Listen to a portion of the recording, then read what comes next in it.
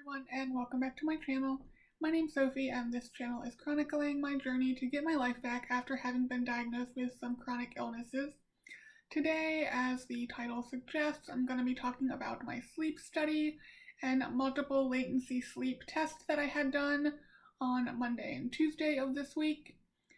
So a sleep study or a polysomnography is an overnight study, and it's looking to see if you have sleep apnea, if you have restless leg syndrome, if you have bruxism, which is where you're clenching and grinding your teeth at night.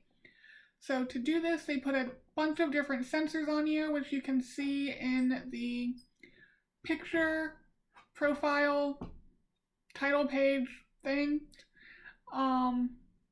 So that is what this is from.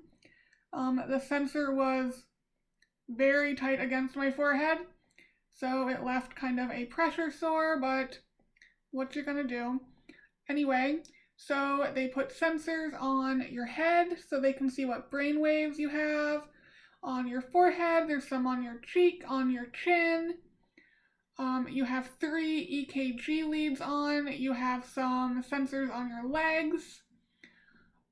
All measuring the things I talked about before.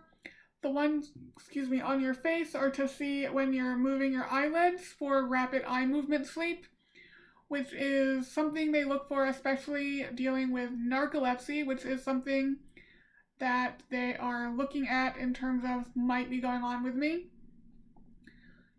So that's the sleep study.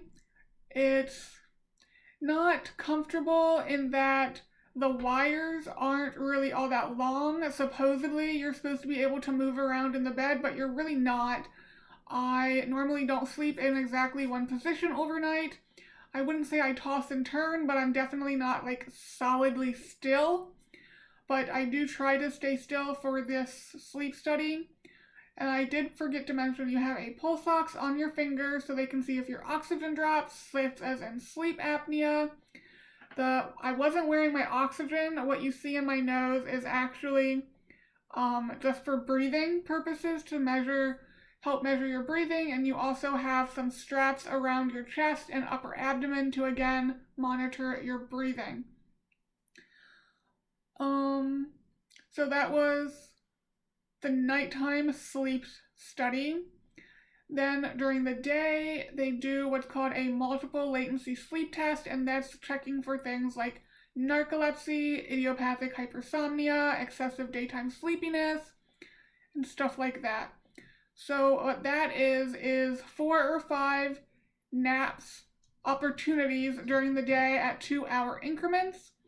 So at my sleep study, I was to be there at 9 p.m. and it ended at 6 a.m.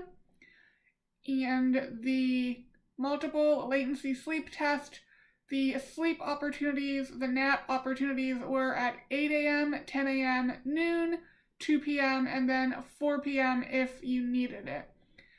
The need for the 4 p.m. nap is depending on how many episodes of the naps you got into REM sleep, because that is one of the diagnostic criteria for narcolepsy.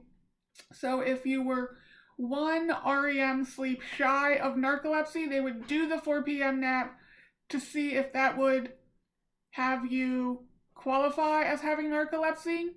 But if you either had already met the criteria or if you didn't have any REM sleeps during the naps, then they wouldn't have you do the 4 p.m. nap.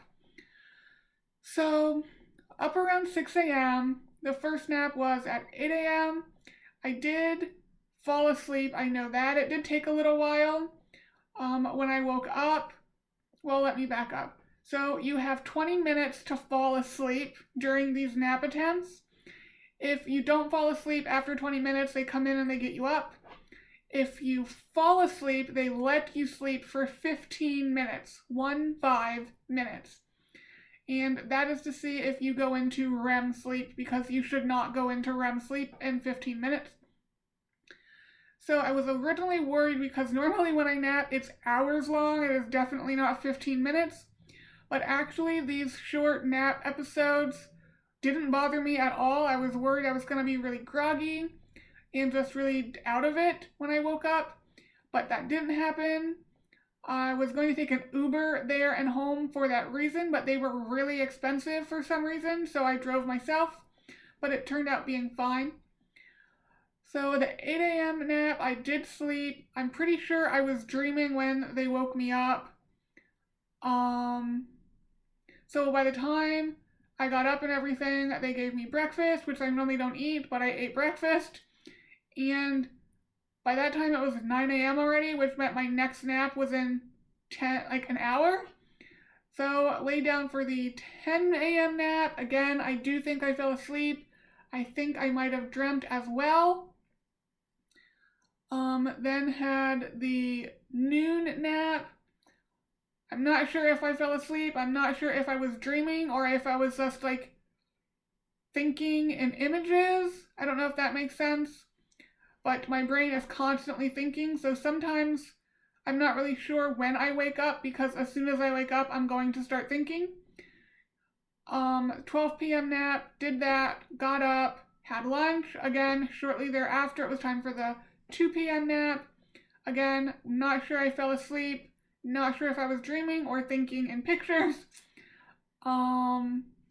Then she came on the speaker, which they have next to your bed, so you can call them if needed, and told me that they were ending the test, and they have you do some movements so they can make sure the sensors are calibrated. So they have you like close your eyes for 30 seconds, open them for 30 seconds, look left and right, up and down. They have you grit your teeth really hard, and then they have you pretend like you're chewing. They also did this before I went to sleep for the night test, as well as before every nap. And I will say that having to follow commands before you attempt to fall asleep is a little weird, because that's obviously not something you would be doing before laying down to take a nap. But yeah, so my test ended at 2 p.m. Well, after the 2 p.m. nap opportunity. I left around 3 p.m., so I did miss most of rush hour, which was nice. I do not have results. I am meeting with the sleep doctor on the 14th of this month, which, happy December, by the way, guys. How is it December already? Wild. Anyway, I meet with the sleep doctor on December 14th, so that is a Wednesday, I believe, and I actually have more doctor appointments and test stuff I will need to fill you guys in on. So on either the 14th or 15th, there will be another doctor update video, which I was not expecting to have to do, but here we are. So look forward to that on December 14th or 15th. Next week, I am actually not going to be here. I am going to be in Florida with a friend.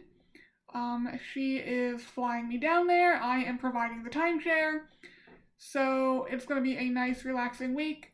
I do plan to pre-record videos for next week, next Wednesday and Saturday, so things should go as scheduled for the most part. I just have to get them done before I leave on Tuesday. And then we'll be back to our regularly scheduled updates. Going through the end of December, I have pretty much a plan of what I will have every Wednesday and Saturday. Obviously, things are subject to change because things always seem to be popping up. But that is what is going on. That's how the sleep study went.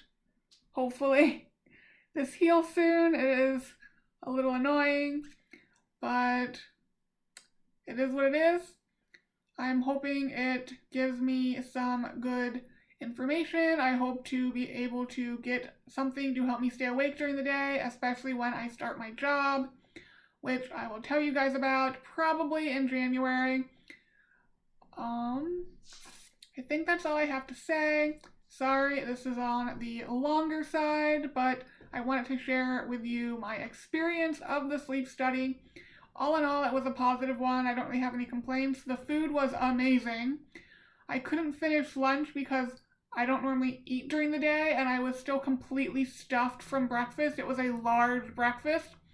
2 servings of eggs, 2 servings of sausage, 2 servings of potatoes. There was a lot of food, and I ate it all because I like breakfast food. So didn't eat all of lunch. It was Swedish meatballs, not Swedish pasta instead of meatballs. It was meatloaf. Very good, like I said. I just couldn't finish it all. But that is going to be it for this video.